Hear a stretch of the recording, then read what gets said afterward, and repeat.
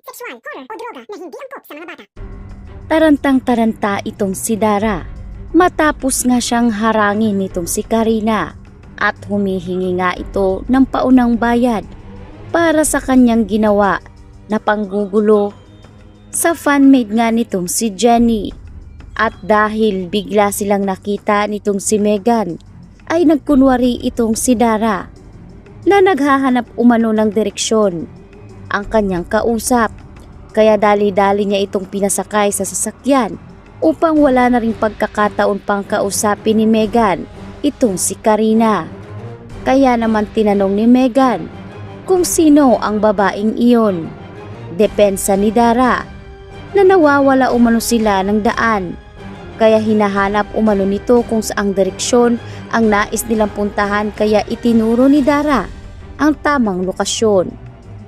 Hindi na rin ito binalingan pa ng atensyon ni Megan dahil tila normal na rin ito sa kanila. Agad ngang bumalik si Megan sa kanyang sasakyan at dito na rin niya isinama ang kanyang inang si Dara.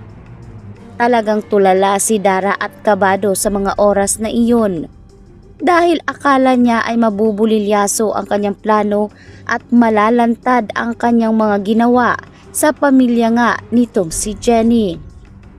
Samantalang matapos ngang naging maayos ang kalagayan nitong si Perry at magising na, ay dito naman nag-aalala ngayon si Minchi at Jenny dahil hindi pa nga maayos ang pandinig nitong si Perry. Subalit pinatatag ni Minchi ang kanyang asawa at sinabing naririto lamang sila oras ng kailangan ni Minchi.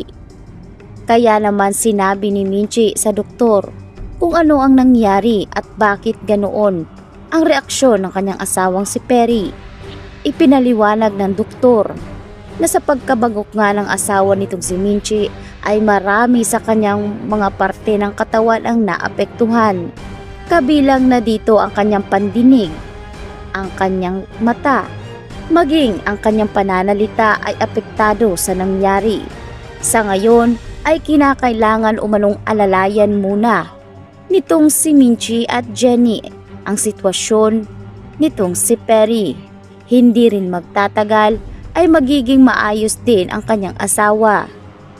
Hindi rin natatapos doon sapagkat itong kumpare ni Perry na pulis ay gagawin umano ang lahat para malaman kung sino talaga ang may pakana nito at kung sino ang taong gumawa nito sa fanmade ni Jenny. Mananagot umano ang may sala.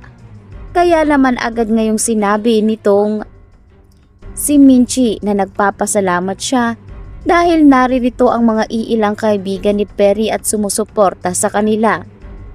Ganon pa man, sinabi nga ni Minchi na malalampasan din ni Perry ang lahat. Ngunit ano kaya ang magiging reaksyon ni Megan kapag nalaman niyang ang kanyang inang si Dara pala ang may plano ng lahat at kung bakit humantong sa napakamasalimuot na sitwasyon ngayon si Perry at ang pamilya nitong si Jenny.